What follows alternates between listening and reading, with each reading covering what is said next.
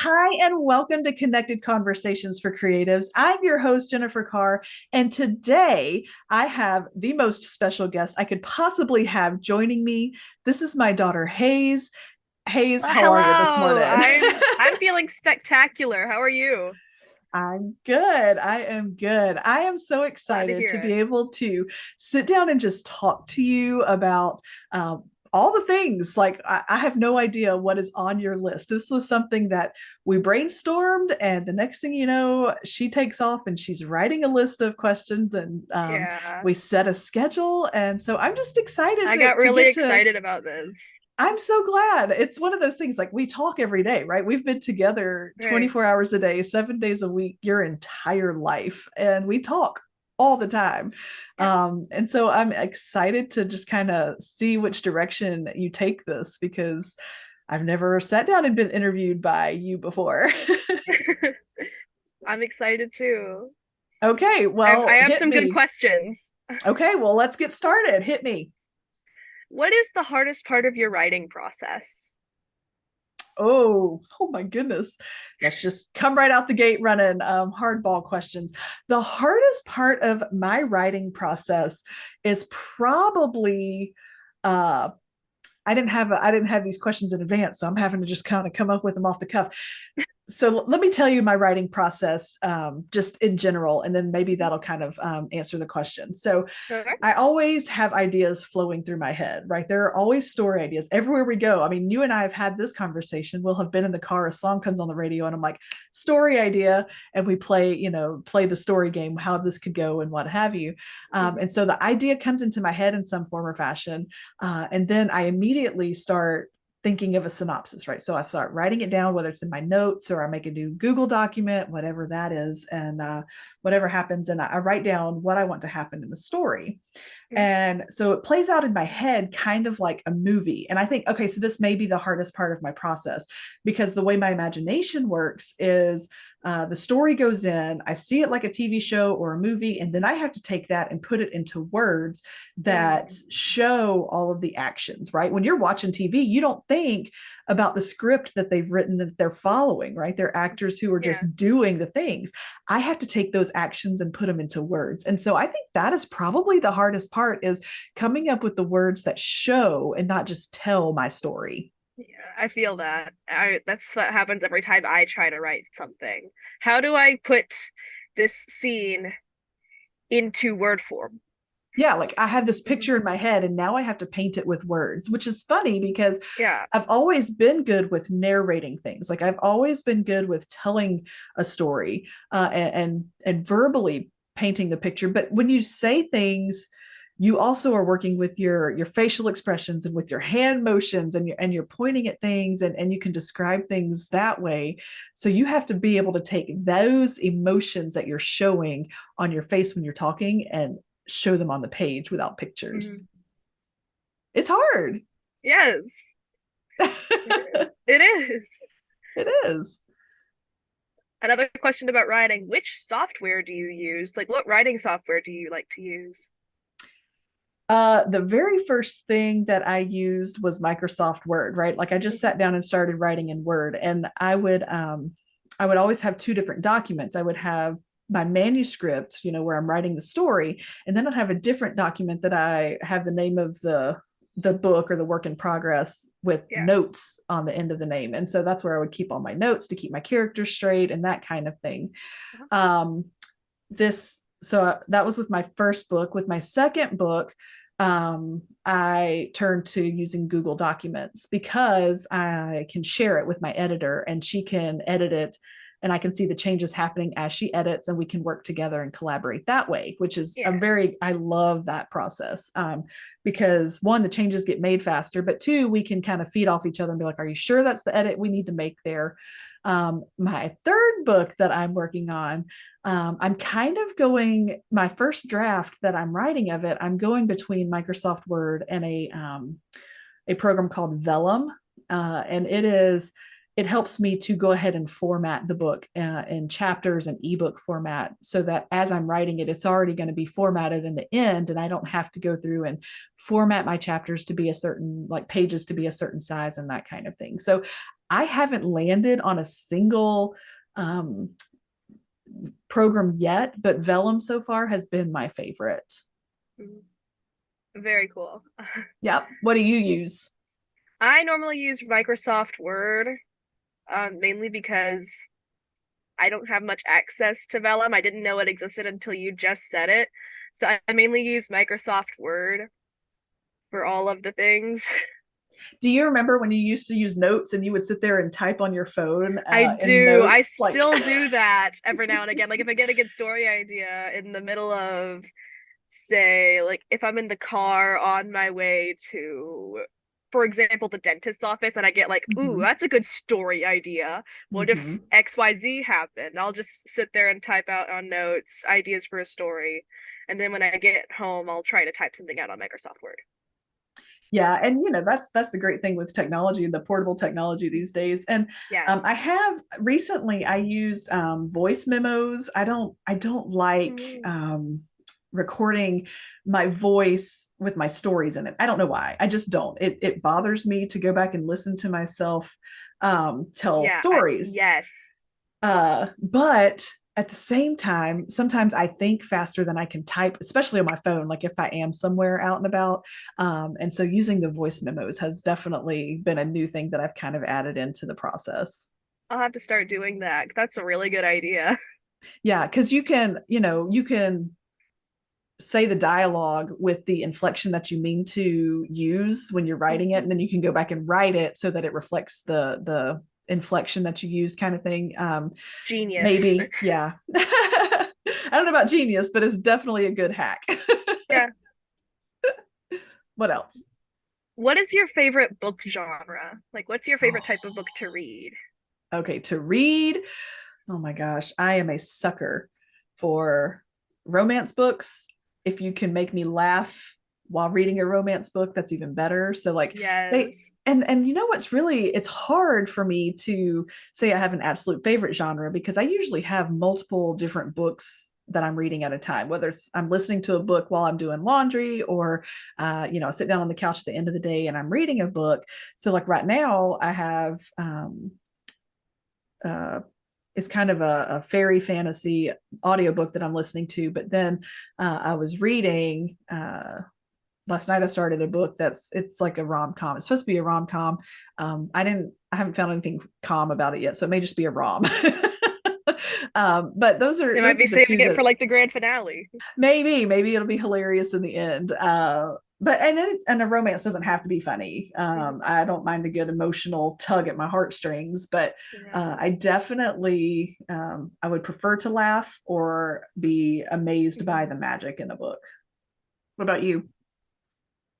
Fantasy romance books. Like I'm currently listening to a book called An Enchantment of Ravens. It's Yeah, probably one of the greatest books I've ever listened to. really? Um, yes, it's a really good book. I highly recommend it. Um, All right. I just love fantasy books in general, or like twisted versions of fairy tales. I love those. I do like the concept of twisted fairy tales. Do you have a favorite that you've read? Heartless by Marissa Meyer, hands down. Like That one I is love up on my that book list. so much. I Okay, have you've talked about it so many times that like it needs to be, I need to move that once I finish my mhm, current book. yes, That's going to the top of my list. you need to. I have a paperback copy. I've listened to the audiobook multiple times. I just love the book. So that leads me to ask you a question. Like, you don't mind listening or reading the same book multiple times? Mm-mm. I love reliving the same experience, even though I know I'll never be able to listen to it the first time again. But I do love listening to it over multiple times, just so I can relive the experience of listening to one of my favorite books. I love that because I am so opposite. It has been a long time now. I will say I recently just repicked up a series that I had already read before, and I started over at the beginning because the Mhm. author was releasing a new book into the series, and it had been a while since I read it, and so I had started over on it, and I did not and maybe it was just the books themselves, but I did not have that same connection to it that I did the first time. Like when I read her new book, I was like, all right, it's new. But like, I guess the way my brain works is so different that rereading books, they have to be now.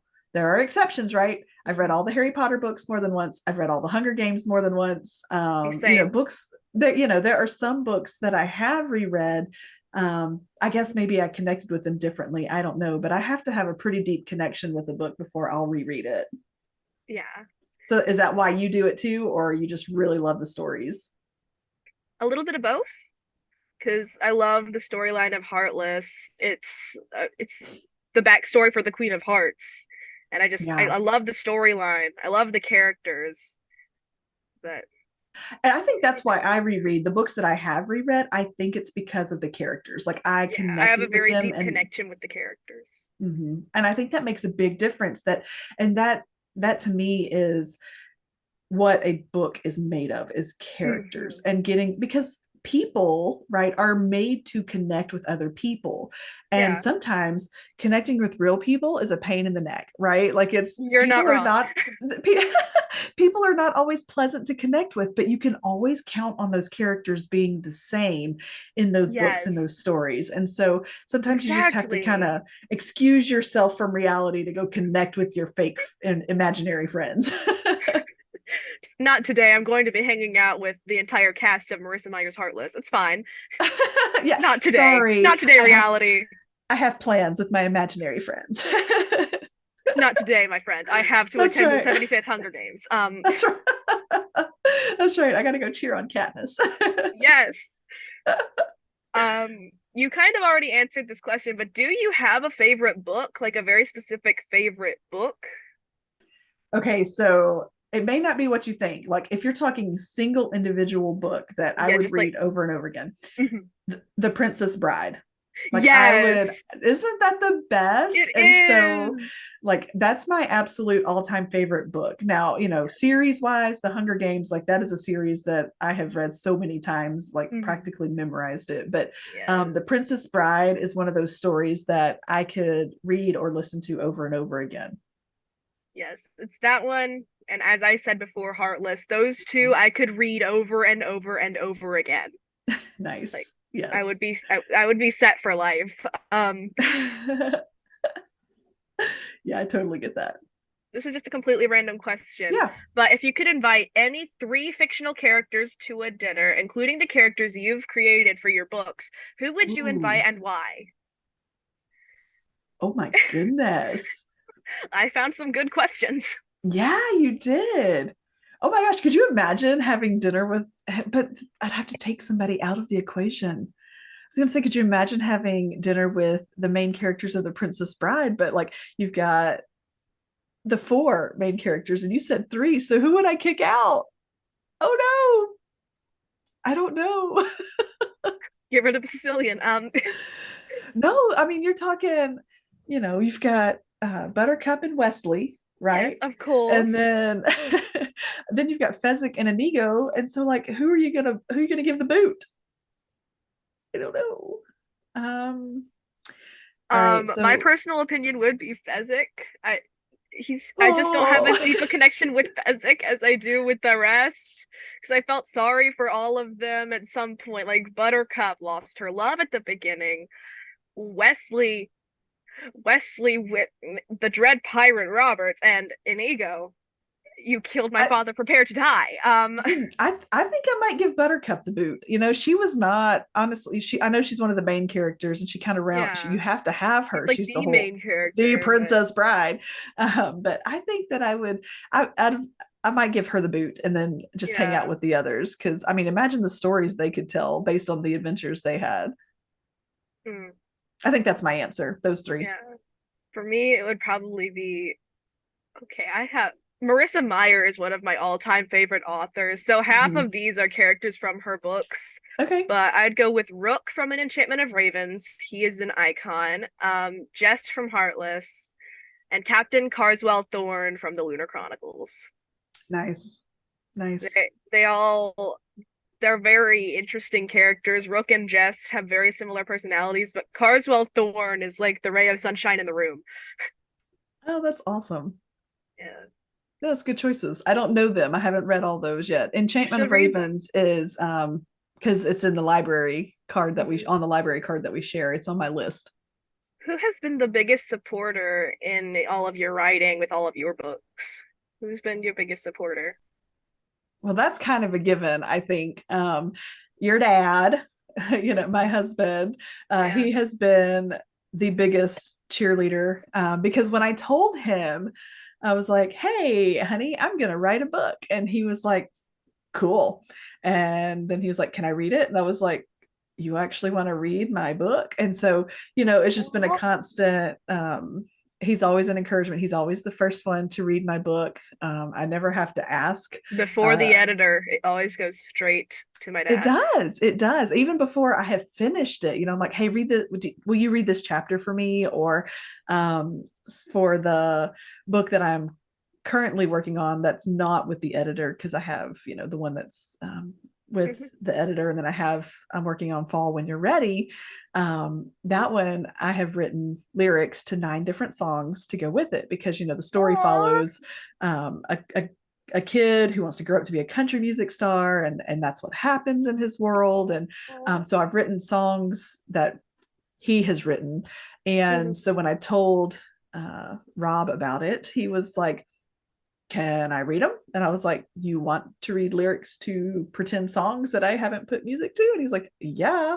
So anyway, he Absolutely. I mean, why not? Like, he's always wants to be part of the process. He's always the one that I'm like, hey, I don't know where to go from here. And so, to answer your question, he has been. But you have also been a huge inspiration for stuff, because Aw. we'll sit there and bounce ideas off each other, or I see how excited when I tell you a storyline, how excited you get, and so that's Yeah. very encouraging as well.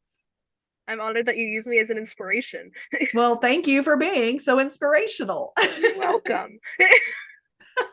Speaking of music, do Okay. you normally play music while you write? If so, what kind of music do you like to listen to whilst you do Hmm. write? Okay, so I'm already a moody music person, right? Like, Mhm. when I'm in certain moods, I listen to certain kinds of music, or if I'm not, there are times where I'm not in the mood to listen to music. It just depends, like if my brain is too on for too long, kind of thing.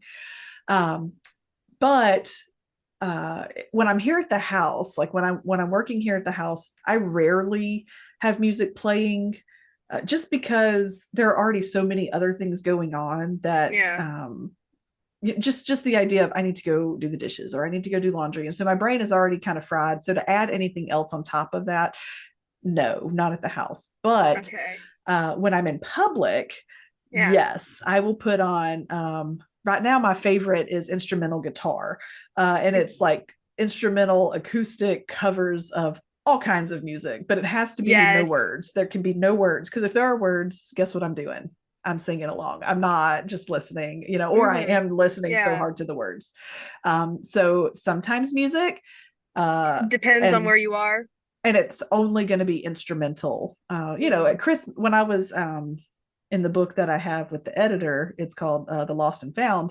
Um, that book takes place around Christmas. And so when I was in the middle of that one, it was instrumental Christmas music that I listened to, just to I kind of, love that. because it's a pretty heavy book as far as like the storyline. Some stuff happens that's pretty hard to Uh-huh. handle, like, and at Christmas time. So I was like, I need some lightness to go with what I'm I writing. need So some lightheartedness. yeah, like I need I I need need some some. wholesome Christmas music Yes, we need a little Christmas.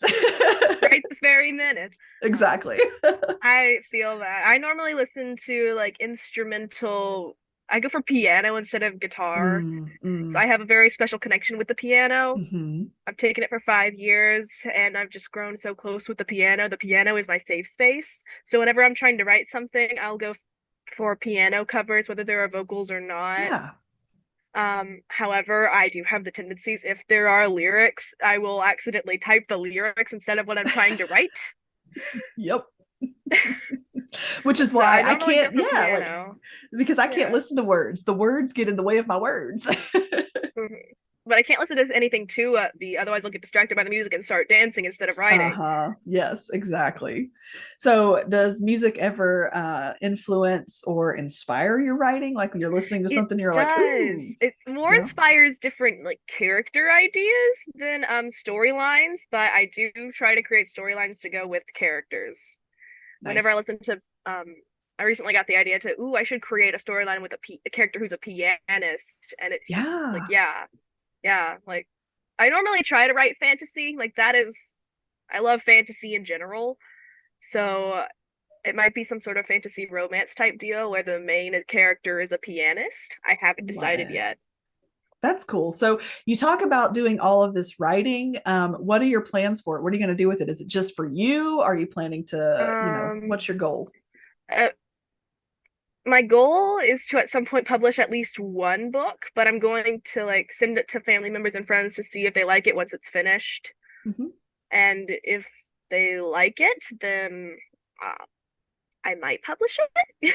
Okay. But There's this, it's kind of it's not a new trend, but there are uh, some new platforms out there for it, where you post chapters at a time and people are introduced to your work chapters at a time. So like the mhm. one that I'm familiar with, well, there are a couple. One's called Wattpad and one is called Kindle Vella.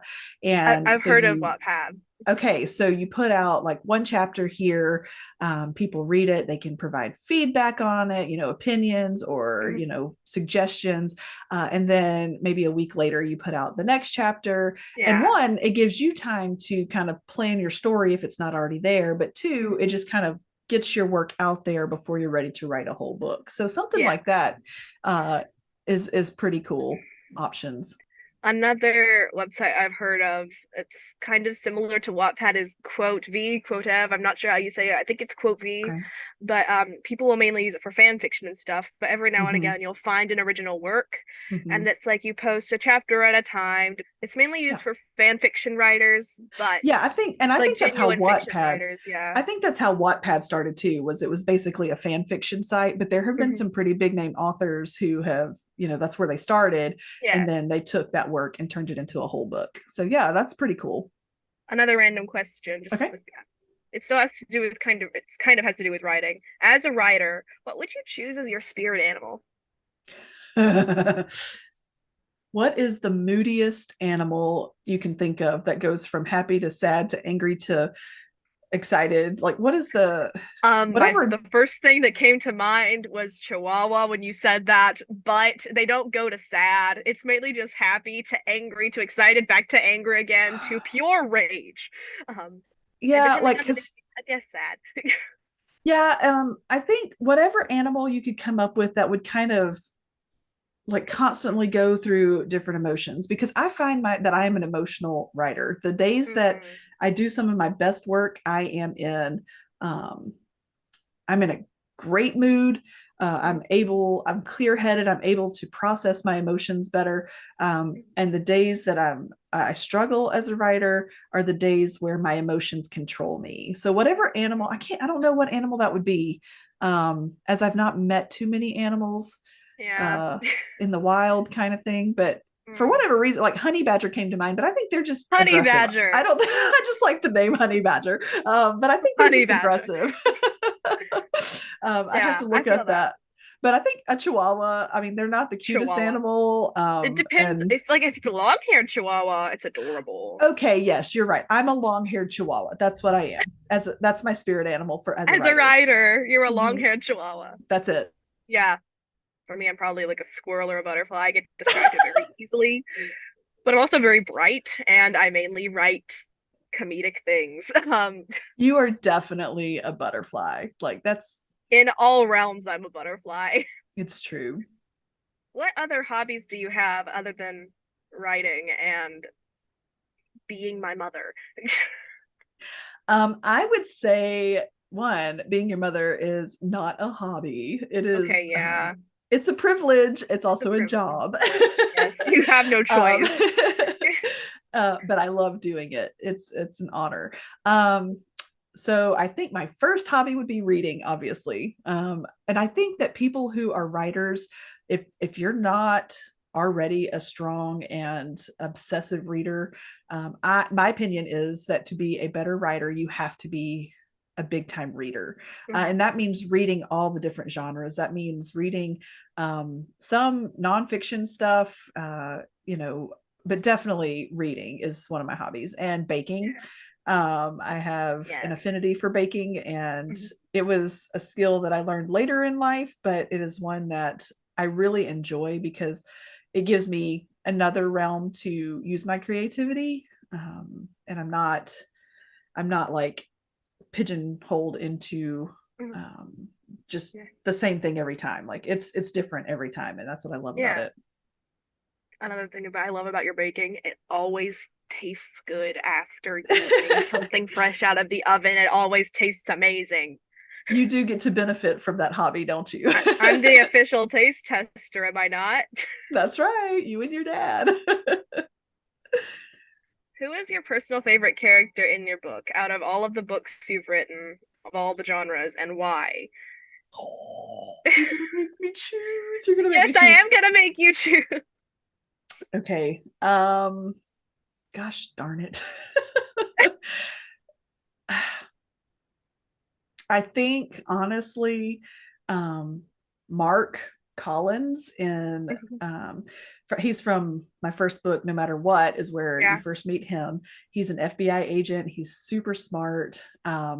He is called on to help one of the other main characters through a really dark time, and it's really cool in my opinion, just to watch his transformation to go from this rough and tumble, um, care not FBI guy to, in book two, he has a change. Like he finds his redemption, and so come book two, he is a totally different person, but he's still the same person. Like he was always there. So I think Mark Collins would have to be my absolute favorite of all the characters so far. Yeah. Um, what made you want to start writing? Um, in general, like in my life, Just like in or general. so when I was younger than you, I was writing stories and journals and poetry and all kinds of stuff Ooh, just because poetry. yeah, and it was terrible, but I did it anyway. Well, you had um, something that you loved to do, so you did it. yes, exactly. My imagination has always been big. Like I've always gotten lost in daydreams. I have always enjoyed playing pretend. Like from the time that my younger sister was old enough to play pretend with me, I was like, play with me, let's do this. And even when she Oh, didn't want to play, I had my stuffed animals lined up, and so we were playing whatever I could pretend with them. I So love that. you come by it naturally, like it is what it is. Yes, like I You've will go into always character in an instant. yeah, and so like we that was always the way it was for me. And so um writing it down was just kind of a creative outlet for me. I've always had big feelings too. Like I've always felt and experienced things in a big way. And writing was always a way for me to process my feelings, and to just to take them from here where they took up so much space and put them out so that I could look at them again and be like, okay, now I can read through it and process. So writing was always an outlet of one, creativity and emotion and just everything. And then as I got older, what I wrote became a little different. And now I write books, which is so weird to say, but it's true. You went from writing like short stories and journals and poetry that you say did not was terrible, to writing books Yeah, just I over the was, span of years. yeah, like, I started writing. I mean, I was, fourth, fifth grade when I started writing my bad poetry and stuff like that. And then in fifth grade, I started entering speech contests where I would write speeches and give speeches, and Mhm. winning awards for that. And then by the time I was your age, I had won multiple speech contests. And then in high school, I won even more. And so I wrote a lot of speeches, but that was also a way for me to express myself, which I was always, a big fan of doing. So yeah, Mhm. writing has always been a big part of just expressing myself. Yeah, I didn't know you had won multiple speech awards. You never told me about that. Well, now you know. Now, the more you know. Do you have an author that you most like? Do you have an author that you admire? Like who's your favorite author? Like Oh, that's not you. I am not my favorite author. Like I do write when I write the books that I would want to read, but Hmm. oh my goodness, Hayes, that is an excellent question. I brought hard questions to the table. I'm making I you choose. There's an author, her name is Brittany Sahin or Sahin. I don't even know how to pronounce her. It's Sahin. Um, I may say it wrong in my head all the time, and now I've said it out loud. I have read every single one of her books, so I don't know. I guess that makes her one of my favorites. Anytime I Yeah. see her say I'm releasing a book, I'm like, I'm reading it. I have Claire Kingsley is another one that I really enjoy. So yeah, I've got a couple, I guess, but I think Brittany would be at the top of my list since I have literally read every single book she's ever written. Very cool. Describe your perfect reading spot. Like, what's the perfect weather, perfect clothing, perfect drink to go with your reading? Like, what's the perfect, describe your perfect reading atmosphere. I love reading outside, Mhm. um, especially so fall is like my favorite season to be Same. outside. Hmm. I It's like sweater winter weather. too. Sweater weather. Sweater weather. Got it. I love a good sweater. Um, Yes. and we have a that really nice front porch with the couch on it, and so like that spot is my favorite spot to read in, and I like to do it on a day where um, it's sunny but it's not hot, and I'm not going to Mm. be attacked by mosquitoes or pollen. Yeah. Yeah, that's my favorite spot. Mm. And when I can't have that, I like my spot on the couch in the corner, and I sit there and read Just all nestled in under a blanket, under reading the a good blanket book. with no But overhead lights. I don't want the overhead lights on. I just want the lamp yeah. on next to me. That's my favorite, second favorite. Mhm. Mhm. As long as I'm reading something in a comfortable place in comfortable weather, wearing a sweater, I will be happy. I like it. This is my favorite sweater. As long as I'm doing something in this sweater, I will be satisfied. Nothing It's can be bad in your favorite sweater. yes. What did you want to be? What did you want to be growing up before you became a stay-at-home mom and a writer? So many things. The oldest memory I can think of is I wanted to be an astronaut. I love space. I love stars. I love Same. learning about it. Yeah. And so I wanted to be an astronaut. However, uh, that was not in the cards for me, as math and Mhm. science were not my strongest subjects, which Yeah. is kind of important for an astronaut, which is Hmm. fine. It was not meant to be. I could still enjoy the stars and the planets from here, and Yeah, we have a telescope. We can do that. I'm I'm perfectly content to keep my feet on the ground and to stare up into space and just get lost in it. Yeah. After that, definitely a teacher. I wanted to be a Mm. teacher.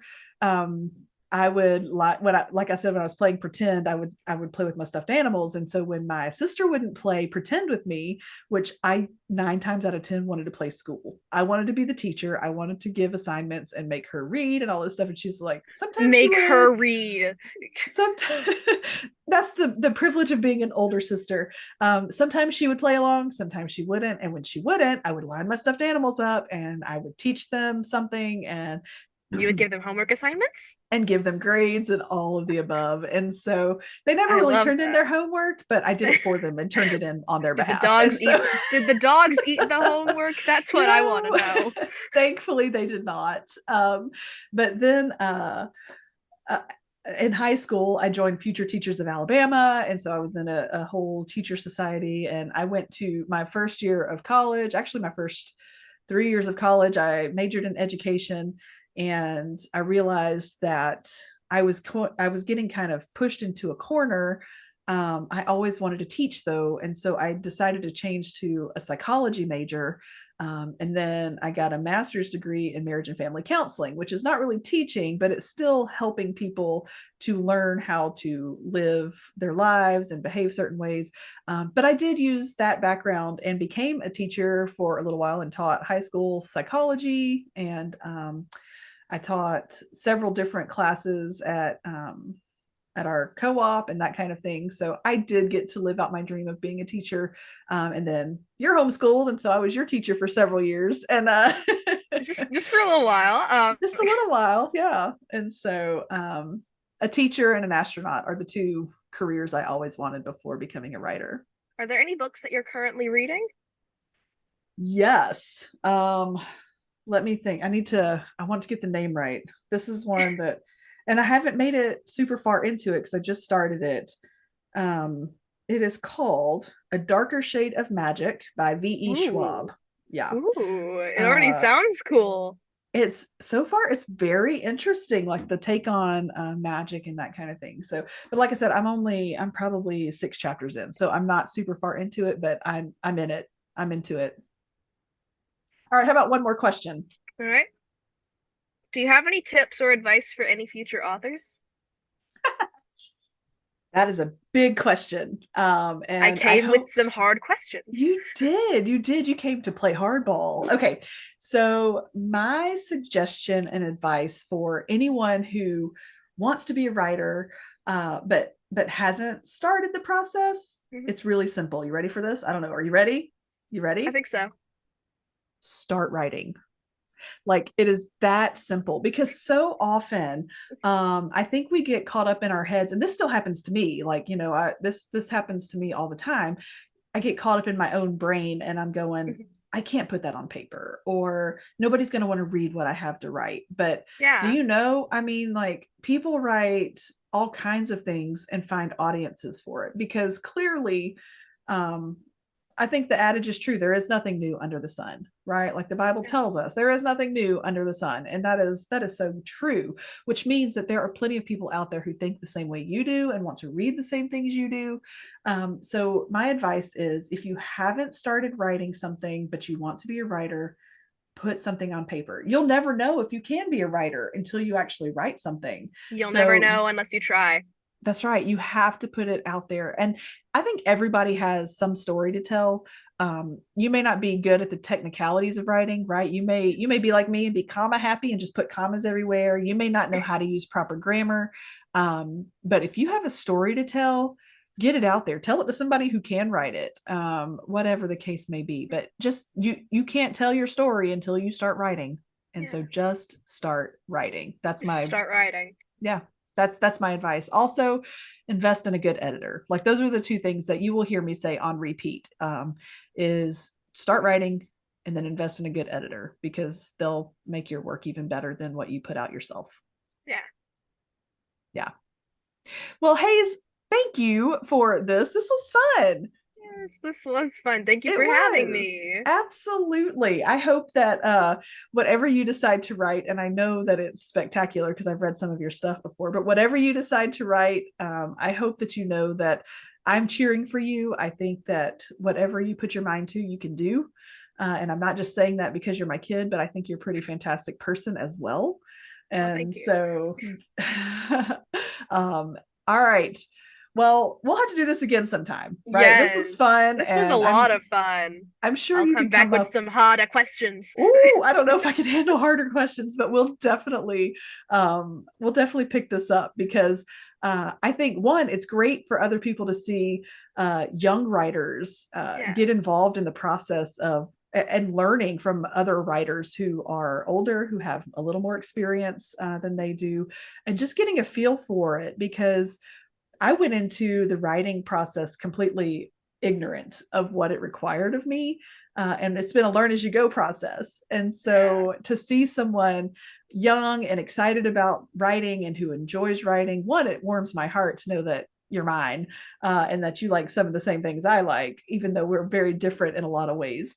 But also, uh, just getting your feet wet and starting now instead of waiting until it's time to figure out how to do it or what to do next. Mhm. So thanks Yeah. for being an inspiration to other young writers out there who may not know what they want to do, and now they know. Maybe they'll take your advice and just, start writing, right? Like you Start did. writing. Start writing. All right. Take the ideas that you have running around in your head and empty it out onto paper. That way you have more storage for the next idea. Yes, exactly. Sometimes you just got to make space. Yeah. All right. Well, my fellow writers and authors and creatives, thank you so much for joining us. And I hope that you picked up on something today. I hope you were inspired just to know that there are young people out there looking up to you, learning what it is to be a creative, and experiencing the world of creativity. In the meantime, go be creative, be authentic, and look for opportunities to make new authentic connections.